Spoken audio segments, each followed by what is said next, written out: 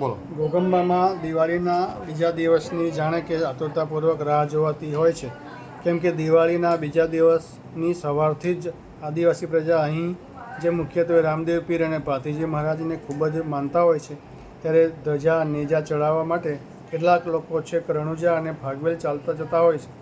જ્યારે ઘોગંબા તાલુકામાં 90 ગામમાં લોકો પોતાના દરેક ઈષ્ટદેવની પૂજા અર્ચના કરી દિવાળીના બીજા દિવસે દિવાસાના કાર્યક્રમ રાખીને ધજાઓ અને નેજાઓ પોતાના ઘરે ચડાવતા હોય છે.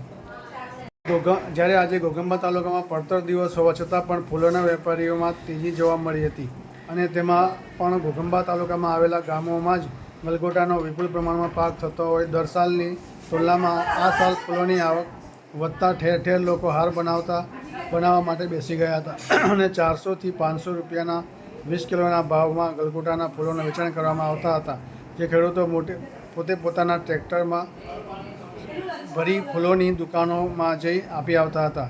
છેલ્લા 15 વર્ષથી ફૂલોનું વેચાણ કરતા ઘોગંબાના વેપારી પ્રવીણભાઈ માલી કહે છે કે પહેલાં આ ધંધો ફક્ત અમે જ કરતા, પરંતુ હવે તો કોઈપણ વ્યક્તિ આવા તહેવારોમાં બિલાડીના ટોપની જેમ ફૂટી નીકળતા હોય છે અને એક દિવસમાં વેચાણ કરવામાં આવતા ઓછા ભાવે છેલ્લે સુધી વેચાણ કરી રોકડી કરી લેતા હોય છે.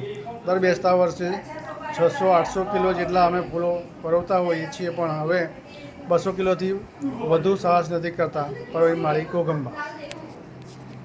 ચાલો. આમ દિવાળીના બીજા દિવસેથી દેવ દિવાળી સુધી ગામે ગામ લોકો ભેગા થઈને ગામમાં સમૂહમાં પૂજન અને હવન કરાવતા હોય છે. રીતિ સાથે દિવ્યાભાસ